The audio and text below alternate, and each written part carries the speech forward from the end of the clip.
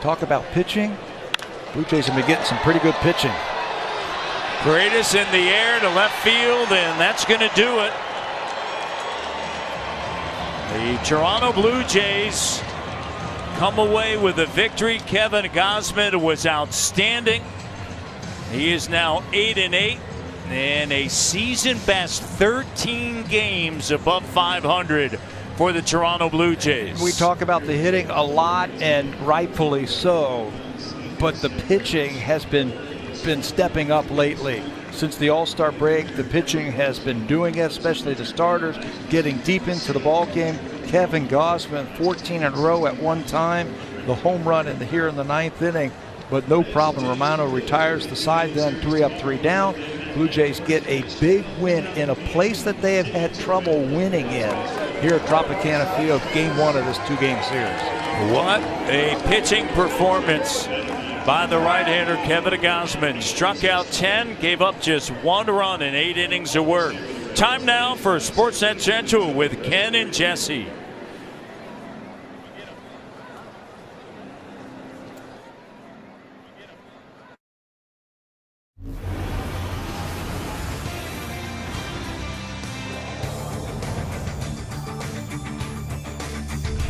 Hey, this is Sportsnet Central, Ken Reed, Jesse Fuchs, and that's why insurance matters, right? Absolutely. Those 2 runs in the top of the 9th sure did help out the Blue Jays, big time.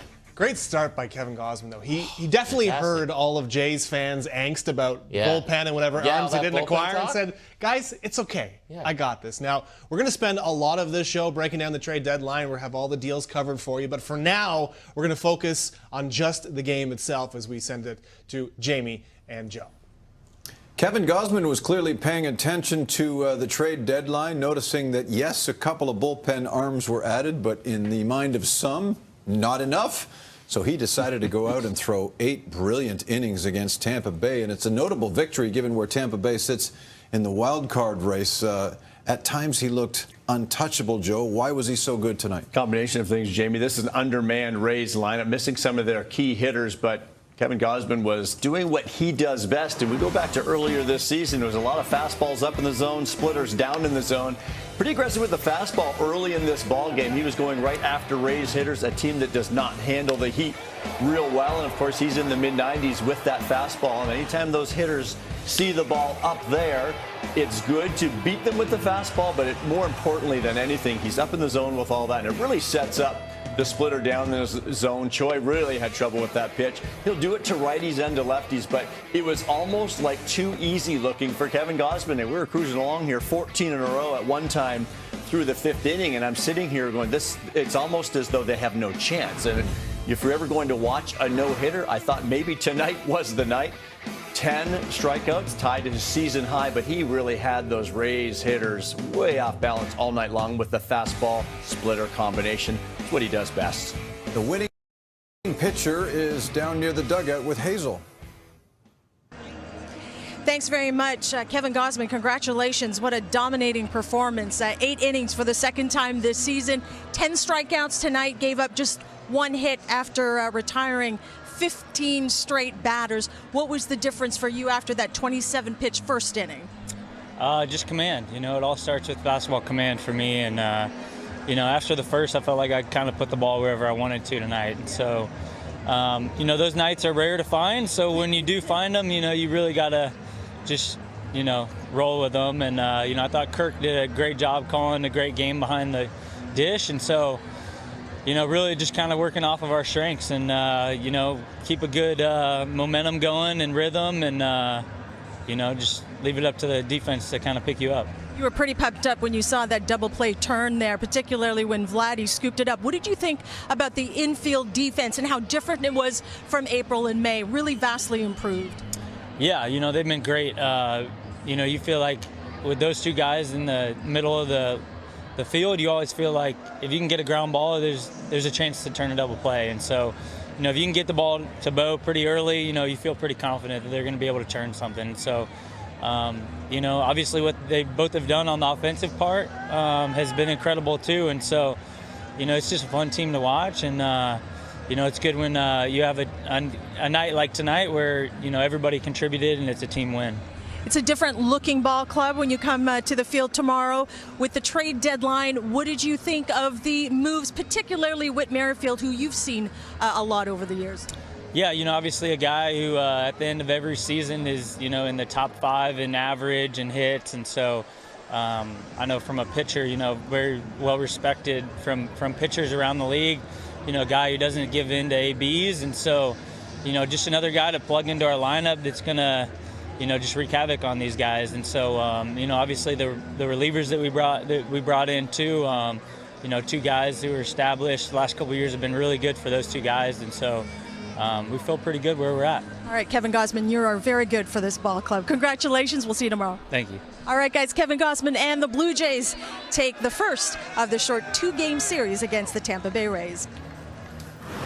A good way to start the road trip. 8 spectacular innings from Gausman. He'd done that earlier in the year. So too did Jose Barrios against the Detroit Tigers and Alek Manoah on the 21st of May against the Cincinnati Reds.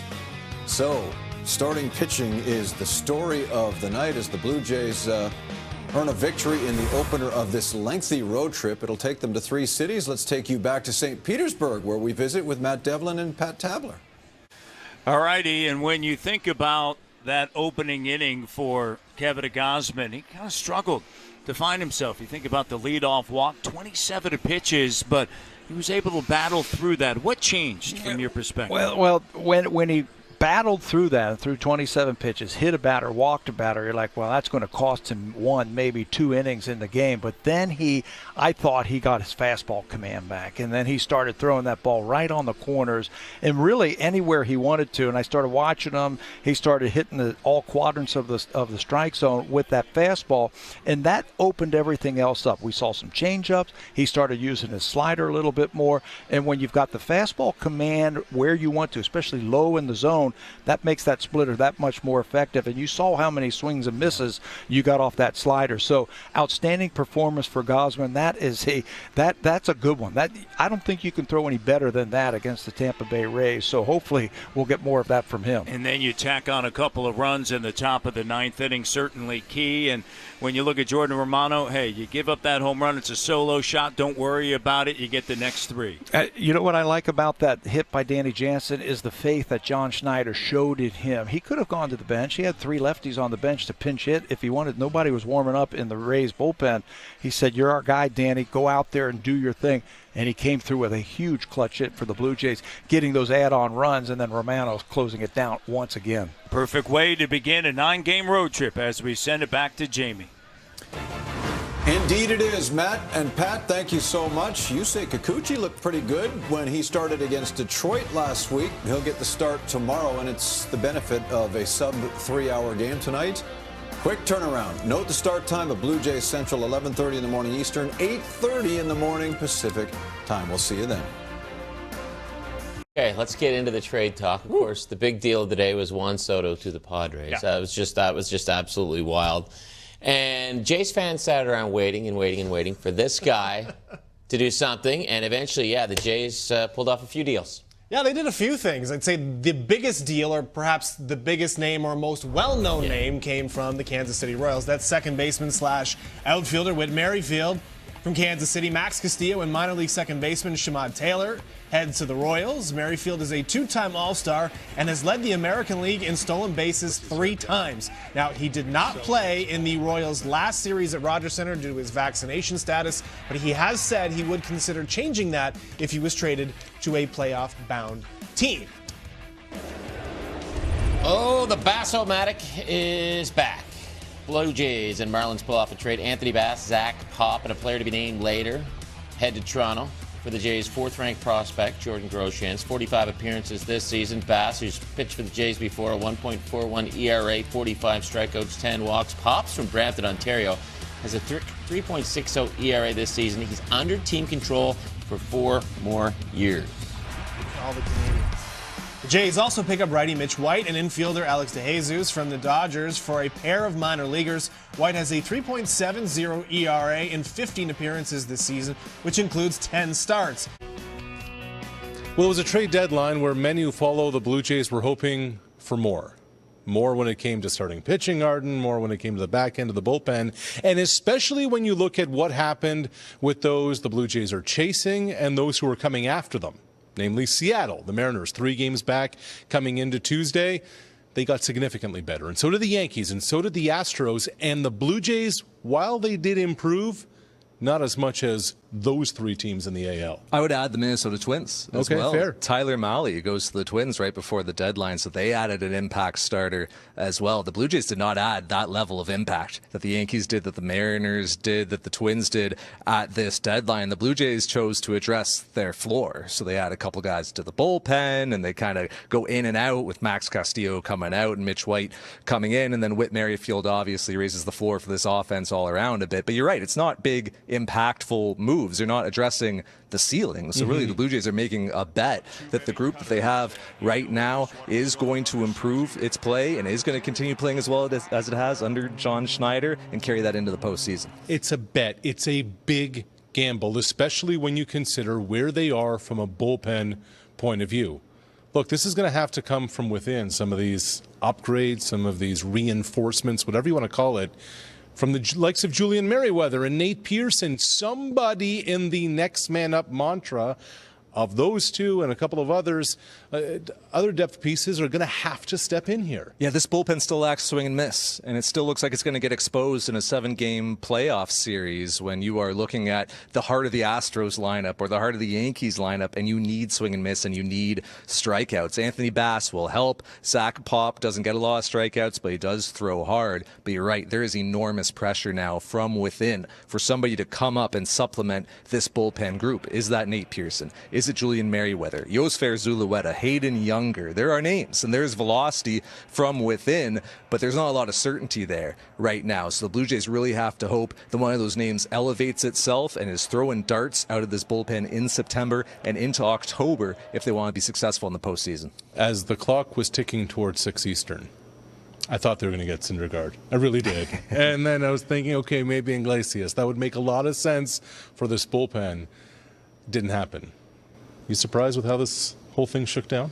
It's a so-so deadline, I would say. I would say it's like a B-, C+, somewhere in that level. You look at all the factors, and you look at the prices this year. Inflation isn't just at the grocery store. Yeah. It's in MLB. Compare the Barrios deal to the Castillo deal this year and to the prices for controllable starters here. So I thought the Blue Jays would get a bit more impact, but I think that when it came down to it, the prices were too high. They coveted their top prospects a lot, didn't want to part with them in certain deals, and didn't want to pay those prices that it took to get the really impact players at this deadline. So they ended up addressing the floor rather than the ceiling. Gabrielle Moreno remains with the Blue Jays, another depth piece in the minor league system, on a day where the Blue Jays did some, just not as much as some would have thought. Thanks very much, guys. The